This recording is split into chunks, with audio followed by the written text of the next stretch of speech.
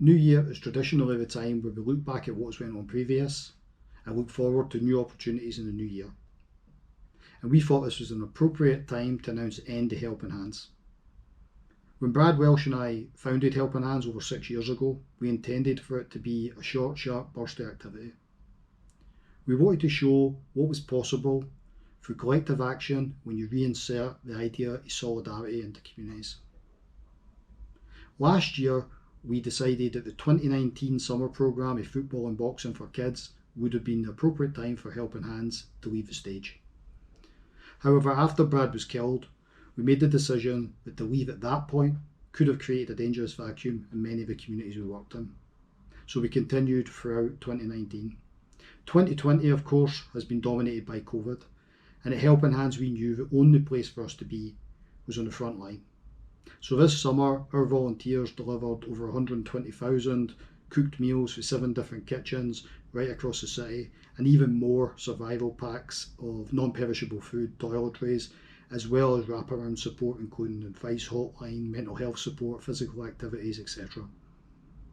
But part of Helping Hands was always the idea of inspiring people to do more in their own communities and to break the culture of dependency.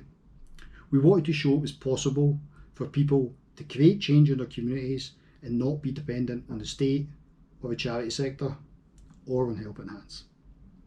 So what Helping Hands have achieved, we have done with no state funding and no corporate funding. It has just been people helping people. But of course, when you're working outside the system like that, you also highlight and expose many of the flaws within it. So Helping Hands have a story to tell. We've seen up close and personal the collusion between the state and anti-working class elements in our communities. We've seen the corruption and incompetence of politicians and officials at every level of government, which negatively impacts on the communities we live in, but not the communities they live in. And of course, we've seen millions and millions of pounds in Edinburgh alone wasted on the poverty industry, which is not a vehicle for eradicating poverty, but as a tool of social control. And we hope the knowledge we have gained through our experiences can provide vital insights that other people engaged in self-organisation in working class communities, not just in Scotland, but further afield. And of course, everything we've achieved because of the support of citizens of Edinburgh, and I want to thank every single one of them. And I also want to say a word of thanks to all the communities we've worked in, especially the Helping Hands kids. When Brad and I first spoke about starting community football coaching in the middle of housing schemes with the best coaches and the best equipment, all the professional community workers told us it was not possible. You couldn't do it. The kids wouldn't turn up, the parents wouldn't support it, anti-social elements would disrupt it. All wrong. The Helping Hands kids proved us right. Every one of them bought into our idea and our method, which was about positive reinforcement, structure and fun. So thank you very much to the Helping Hands kids. And finally, thank you to the Helping Hands volunteers. I often say that Helping Hands have got the very best volunteers, and we have. And that's not by chance. Brad and I spent a lot of time at the very beginning recruiting the best volunteers in the city.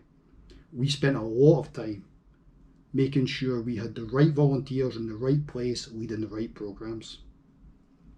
And just to give an example of how successful that has been, that over the 6 years we have had hundreds of volunteers right across the city, supporting different football teams, voting for different political parties with different personalities, and we have not had one problem between our volunteers.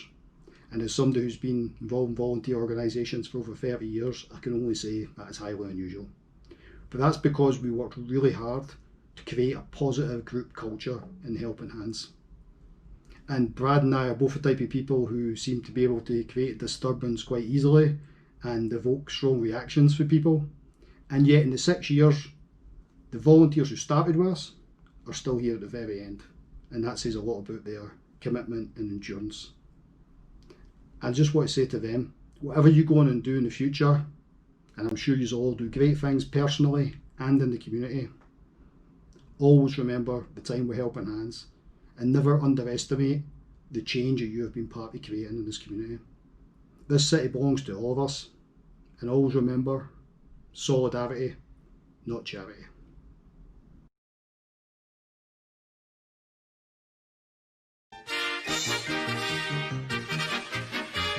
And that's all, folks.